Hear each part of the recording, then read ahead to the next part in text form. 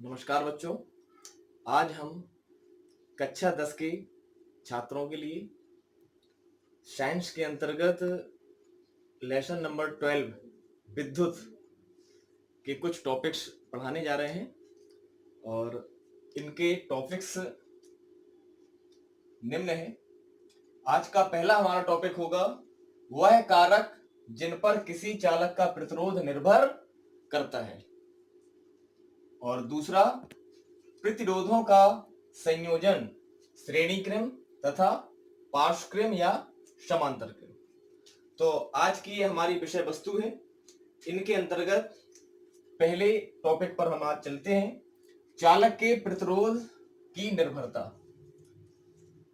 चालक का तात्पर्य, जैसे आप बच्चे पहले हम आपको पढ़ा चुके हैं, कोई भी हम ऐसा कोई वायर ले लें किसी धातु का जिसमें विद्युत का चालन सुगमता से हो, आवेश का प्रवाह सरलता से हो, उसको हम चालक कहते हैं। अब चालक का प्रतिरोध, जैसे ओम का नियम आपको पढ़ाया था, तो ओम के नियम में आप पढ़े थे V/I इक्वल कांस्टेंट आता था हमारा, और इसी को हम लोग R से रिप्रेजेंट कर देते थे। और ये हमारा R जो है वो उस वायर का, जैसे हमने एक वायर ले रखा था और इसका वोल्टेज क्रम से धीरे धीरे करके हम लोग बढ़ाते जाते थे, तो वोल्टेज बढ़ाने से इसमें फ्लो होने वाला करंट भी हमारा धीरे धीरे बढ़ता जाता था। और हर बार हम लोग देखते थे वोल्टेज और करंट का जो रेशियो है वो कांस्टेंट आता था, और इसी कांस्टेंट को हम उस पर्टिकुलर वायर का प्रतिरोध कहते हैं। तो प्रतिरोध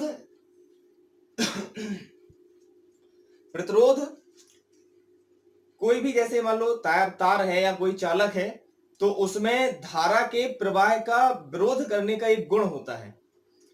जिस वायर में कम धारा का प्रवाह होगा, यानी वो अपने अंदर से कम धारा को प्रवाहित होने देगा, इसका तात्पर्य है कि उसका प्रतिरोध उतना ही अधिक है या उसकी प्रतिरोधकता उतनी ही अधिक है। तो R से आप समझ गए हो, R आपका जो प्रतिरोध है वो किसी चालक या तार का प्रतिरोध है। अब हम ये बात आज जानेंगे कि चालक का जो प्रतिरोध है वो किस किस पर निर्भर करता है। सीधी बात है, जैसे मान लो एक वायर है, तो वायर में क्या होगा, लेंथ होगी, दूसरा ये क्रॉस सेक्शनल एरिया होगा इसका, अनुप्रस्थ परिच्छेद का क्षेत्रफल, और तीसरी बात किसी ना किसी मैटर का बना होगा। तो किसका बना है, जैसे ये तो हम अभी मार्कर लिए हैं, सपोज दैट जैसे कोई वायर लिए हैं हम, तो वो कॉपर का हो सकता है, एल्यूमिनियम का हो सकता है, लोहे का हो सकता है, टंगस्टन का हो सकता है। तो हर वायर की अपनी अपनी प्रतिरोधकता होती है। तो अब हम ये जानना चाहेंगे कि जैसे मान लो कोई हमने कॉपर का ही वायर ले रखा है, तो हम उसकी अलग अलग लेंथ का वायर लेंगे, कुछ क्रॉस सेक्शनल एरिया उसका हम ज्यादा लेंगे या ज्यादा मोटा वायर लेंगे, और फिर अलग अलग पदार्थों के भी वायर लेंगे हम लोग। तो इससे रेजिस्टिविटी पर या प्रतिरोधकता पर क्या प्रभाव पड़ता है, तो उसको हम लोग देखेंगे। प्रयोगों के आधार पर ये देखा गया है। जैसे मान लो हमने एक सर्किट बनाने जा रहे हैं अभी, जैसे दो ये पॉइंट है हमारे, यहां पर हमने एक बैटरी ले रखी है और ये हमने कुंजी ले रखी है, और यहां पर हमने एक अमीटर लगा रखा है जो हमारी धारा को मापेगा। अब हमने इन दो ए और बी पॉइंटों के बीच में एक वायर जोड़ा।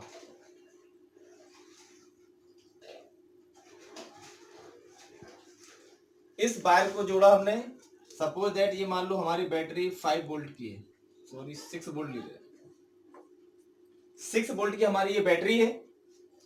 कुंजी को हम ऑन कर देंगे तो इसमें करंट का फ्लो होने लग जाएगा, और करंट का फ्लो होने पर हम ये देखेंगे कि करंट की वैल्यू कितनी है।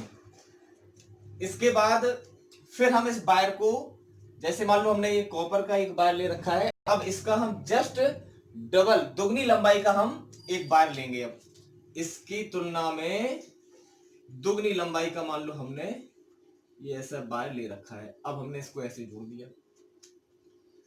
तो अब हम देख रहे हैं कि करंट का जो वैल्यू है वो पहले की तुलना में कुछ कम हो गई। इसका मतलब क्या हो रहा है कि लेंथ के बढ़ने से इसमें करंट का फ्लो जो है, धारा का मान जो है कम हो रहा है। तो इसका मतलब अपने अंदर से धारा का फ्लो कम होने दे रहा है, इसका मतलब इसका प्रतिरोध बढ़ रहा है, इसकी प्रतिरोधकता बढ़ रही है। तो यहां से एक बात स्पष्ट हो गई कि जैसे जैसे कोई भी हम अगर वायर ले रखे हैं तो उससे हम बड़ी लंबाई का हम वायर लगाएंगे। जस्ट अगर हम डबल लेंथ का वायर कर देंगे तो इसमें करंट की वैल्यू आधी हो जाती है। और करंट की वैल्यू आधी होने का मतलब आप पहले पढ़ चुके हैं, R equal V upon I। तो R और I में कैसा संबंध है हमारा, रेसिप्रोकल इनमें रिलेशन है। तो I का वैल्यू जब आपका कम हो जाएगा इसका मतलब R की वैल्यू बढ़ जाएगी। तो यहां से हम आज ये सीख गए कि जैसे जैसे चालक तार की लंबाई बढ़ती जाएगी वैसे ही वैसे प्रतिरोध बढ़ता चला जाएगा। तो R प्रोपोर्शनल L। इसके बाद इसको फिर से प्रैक्टिकल किया गया और देखा गया कि जैसे मान लो जो पहले हमने वायर लगाया था, कॉपर का ही वायर लगाया है, और अब हम करंट की वैल्यू कुछ पढ़ ले रहे हैं।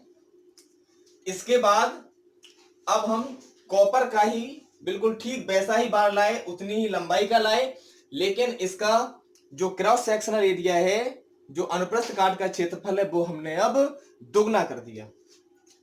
तो दुगना करने पर तो इसको हमने ऐसे तार से रिप्लेस कर दिया, ऐसे तार से रिप्लेस कर दिया कि अब इसका क्रॉस सेक्शनल एरिया डबल हो जा रहा है।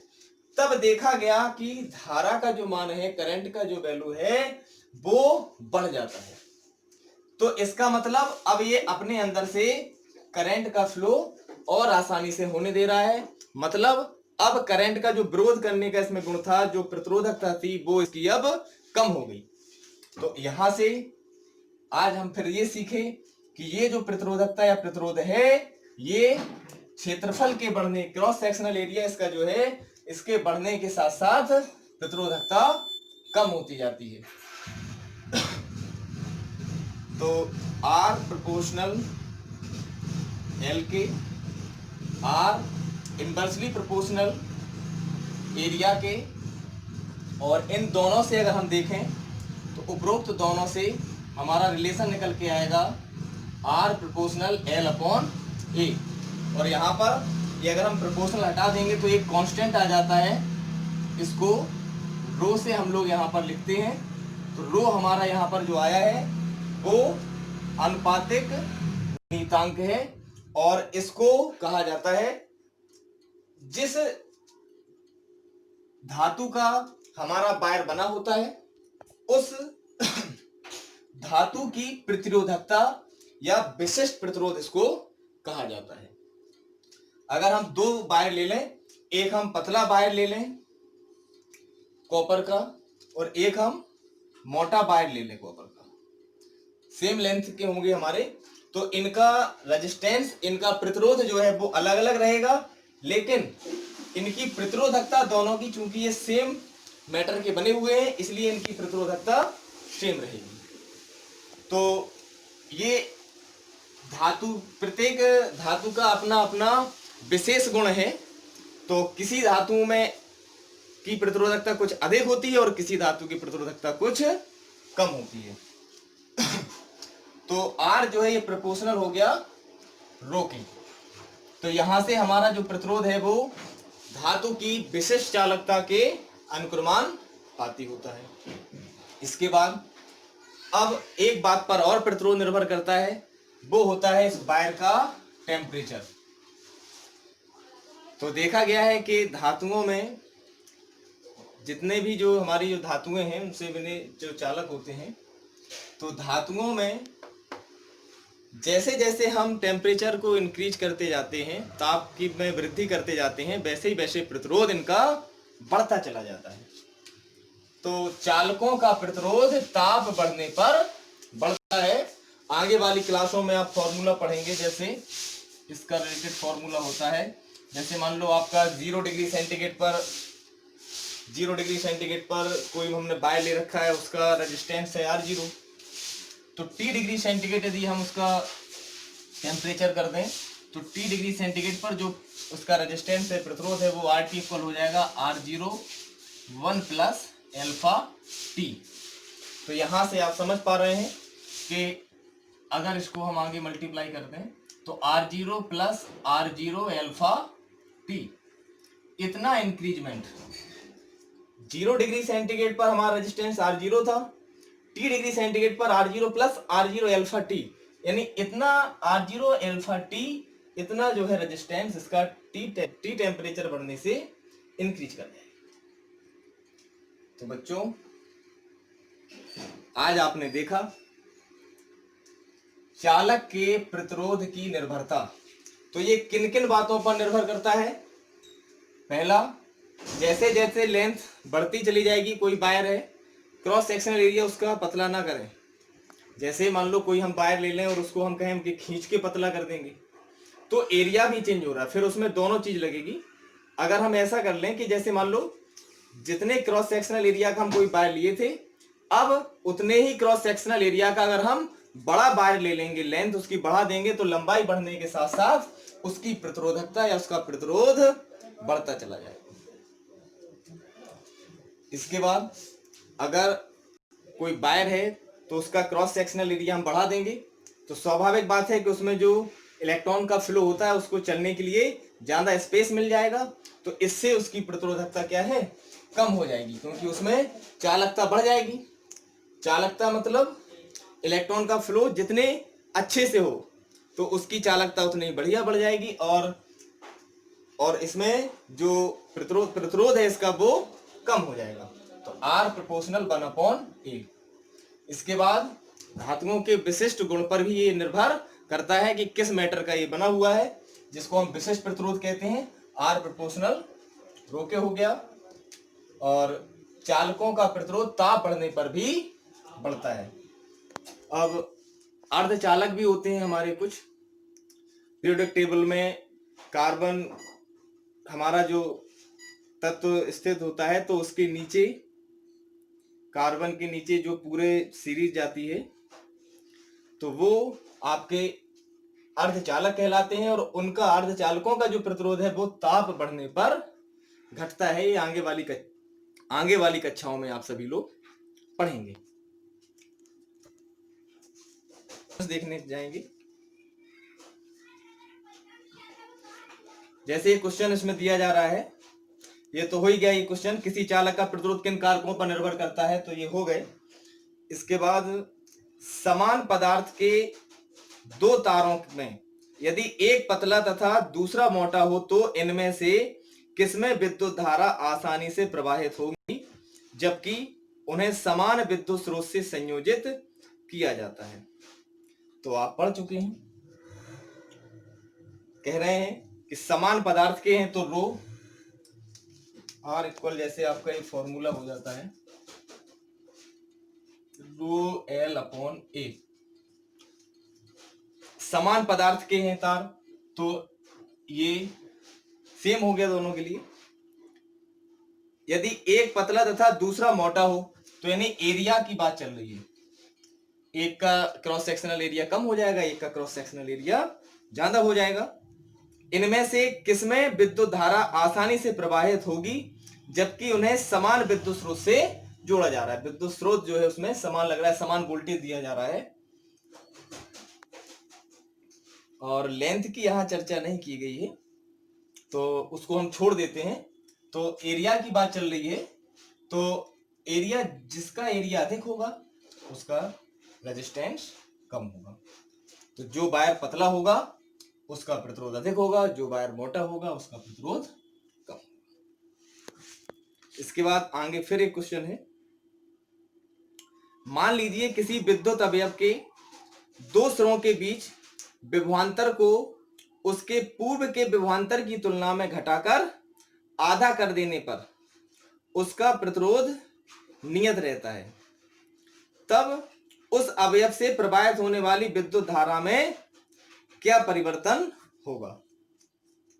तो फॉर्मूला भी आप पढ़े थे, V/I = R। तो यहां से कहा जा रहा है, मान लीजिए किसी विद्युत अवयव के दो सिरों के बीच वोल्टेज को उसके पूर्व के विभवांतर की तुलना में आधा कर दिया जा रहा है, यानी वोल्टेज को आधा कर देंगे और उसका प्रतिरोध है वो नियत रहता है, ये कांस्टेंट रहना है। तो यहां से हम करंट देख सकते हैं, तो I इक्वल आ जाएगा आपका फॉर्मूला V/R। R कांस्टेंट है तो I प्रोपोर्शनल हो गया V के, तो I प्रोपोर्शनल हमारा वोल्टेज के हो गया। तो जैसे वो कह रहे हैं कि दो सिरों के बीच विभवांतर को पूर्व के विभवांतर की तुलना में आधा कर दिया जाए, तो फिर अब विद्युत धारा में क्या परिवर्तन होगा। सॉरी,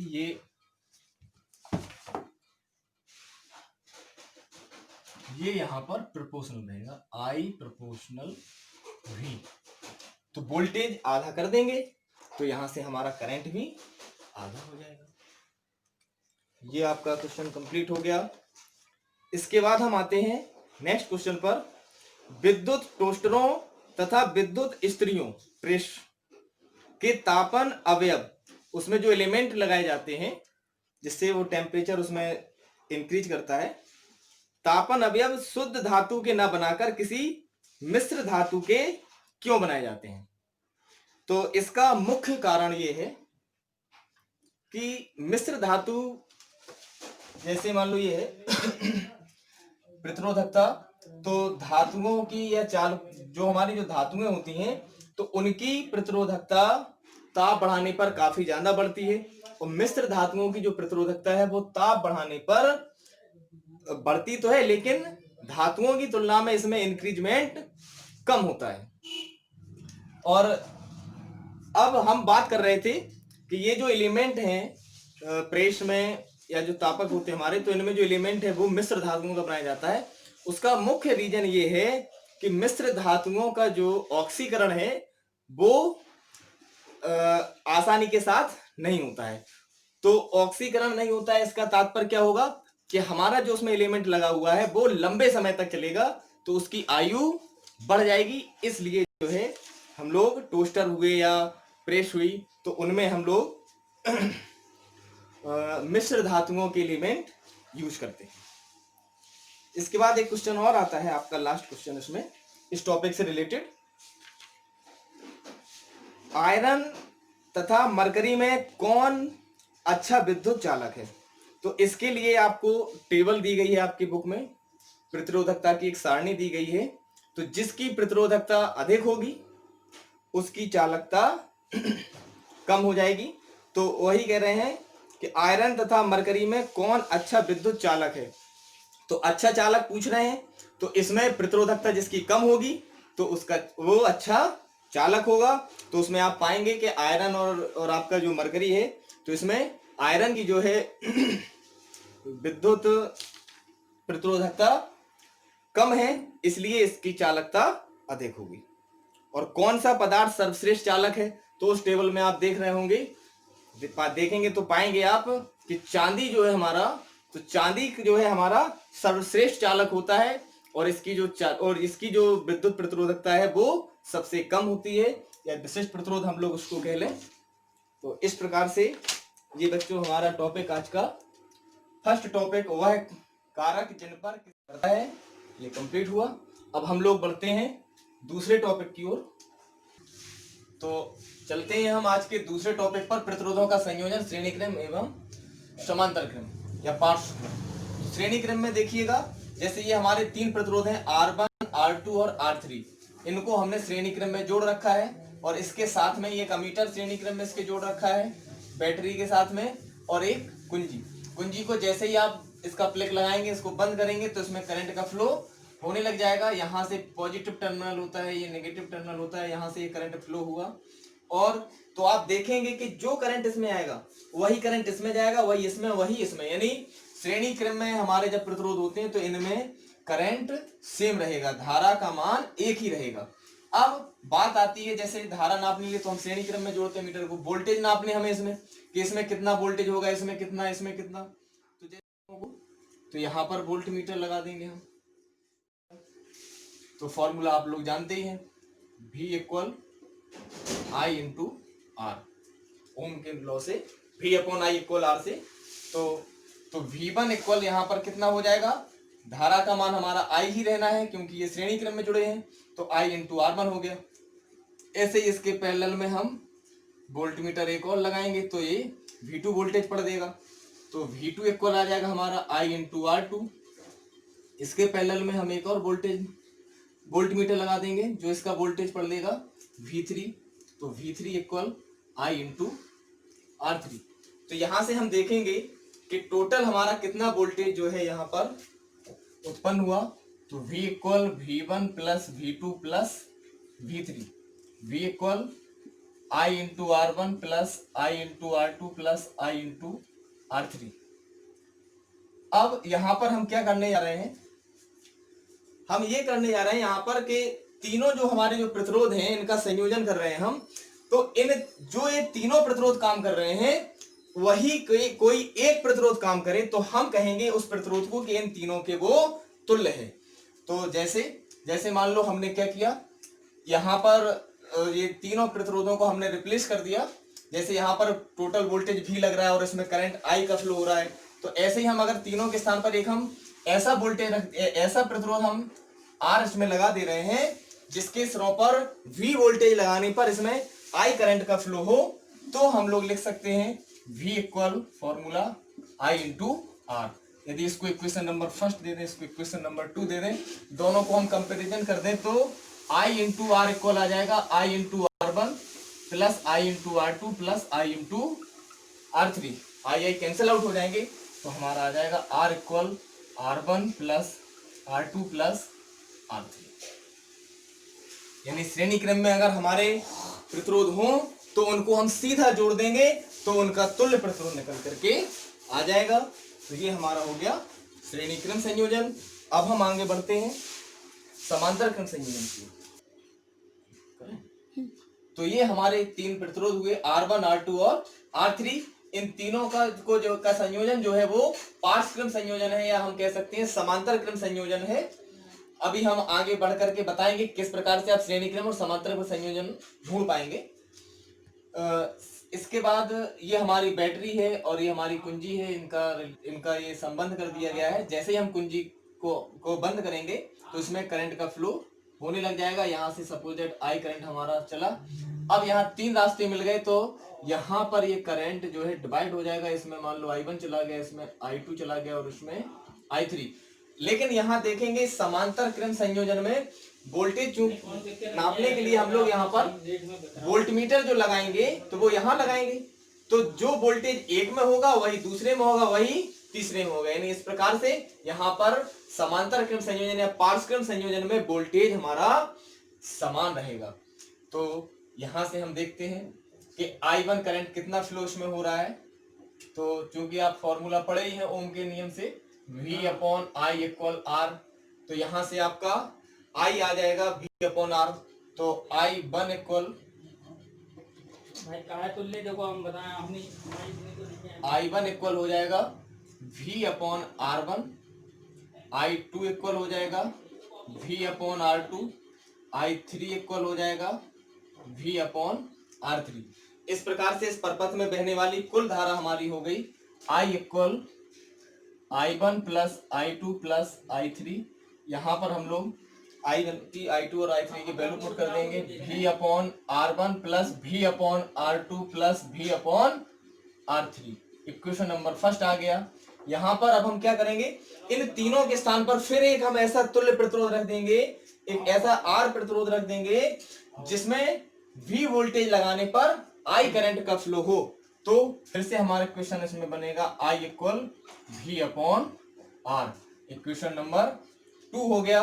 दोनों को हम कंपेयर कर दें तो V अपॉन R इक्वल आ जाएगा V upon R1 plus V upon R2 plus V upon R3, और यहां से V कैंसिल आउट हो जाएंगे, तो हमारा फॉर्मूला जो आ जाएगा वो 1 upon R equal 1 upon R1 plus 1 upon R2 plus 1 upon R3। यानी जब भी पार्श्व होगा तो वहां पर तुल्य प्रतिरोध निकालने के लिए हम लोग इस फॉर्मूले का यूज करेंगे। बढ़ते हैं आगे। तो देखो बच्चों, जैसे ये 2 ओम 3 ओम 4 ओम के ये किस क्रम में है, आखिर में जुड़े हैं, श्रेणी में है, ये समांतर में है कि ये श्रेणी में है, ये समांतर में है, किस में है, कैसे पता चलेगा? तो इसके लिए सीधी एक बात, दोस्ती जैसे देखे होंगे आप, दोस्ती में मस्त झूमते हुए बच्चे चले जाते हैं, तो एक का हाथ एक पकड़े, फिर उसका हाथ पकड़े हैं और फिर ऐसे रोड पर ऐसे झूमते हुए चले जा रहे हैं। तो दोस्ती है तो श्रेणी क्रम और कुश्ती है तो समांतर क्रम। कुश्ती में कैसे दोनों हाथ ऐसे लगाते हैं, तो एक सिरा ये और एक सिरा ये। तो जैसे मान लो यहाँ पर ये देखो, ये दोनों का जुड़ा हुआ है हैंड, एक हैंड जुड़ा हुआ है, तो ये दोस्ती इनकी, दैट मीन्स ये श्रेणी क्रम। यहां पर क्या हो रहा है, इनके दोनों सिरे इधर इधर, तो ये हो गया इनका समांतर क्रम। ये एक मतलब ऐसी बात हो गई कि जो थोड़ा सा आपको इंटरेस्टेड लगे।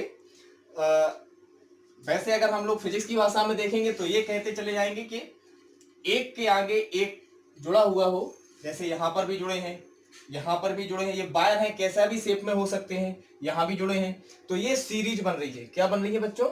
ये सीरीज बन रही है। तो इस प्रकार से आप पहचानेंगे ये सीरीज में है। जब सीरीज में होंगे तो फॉर्मूला लगेगा आपका R इक्वल, तुल्य प्रतिरोध आपको निकालना है तो R इक्वल फॉर्मूला लगेगा आपका R1 plus R2 plus R3, यानी 2 प्लस 3 प्लस 4, यानी 9 ओम आपका इसका रेजिस्टेंस आ जाएगा। ऐसे इसमें सीरीज में है तो यही फॉर्मूला लगेगा, सीरीज में है तो यही फॉर्मूला लगेगा, इसमें भी ये सीरीज में है यानी श्रेणी क्रम में है। अगर ये 3 ओम का हो और ये भी 3 ओम का हो तो ये जाकर के 6 ओम हो जाएंगे। अब ये दोनों हैं आपके समांतर क्रम में। क्यों समांतर क्रम में है? समांतर क्रम में आप बच्चों देखा करो कि कोई भी प्रतिरोध है उसमें 2 सिरे होते हैं। जब एक सिरा दूसरे के एक सिरे से जुड़ा हो, फिर ऐसे ही सिरे से जुड़े होंगे तो श्रेणी क्रम बनता है। और समांतर क्रम में क्या होता है, जो 2 सिरे हैं तो एक एक सिरे एक और मिले हों और दूसरे सिरे एक और मिले हों, तो ये समांतर क्रम है। अगर इसमें हम कह दें कि ये हमारा 6 ओम का है और ये भी 6 ओम का है, अब इनका हमें अगर तुल्य प्रतिरोध निकालना है तो इसमें फॉर्मूला हमारा लगेगा कौन सा, 1 upon R equal 1 upon R1 plus 1 upon R2, यानी 1 अपॉन 6 प्लस 1 अपॉन 6, यानी इसको सॉल्व करने पर हमारा ये आ जाएगा 2 अपॉन 6 यानी 1 अपॉन 3, तो R इक्वल आ जाएगा हमारा 3 ओम। इस प्रकार से हम इनको सॉल्व कर सकते हैं।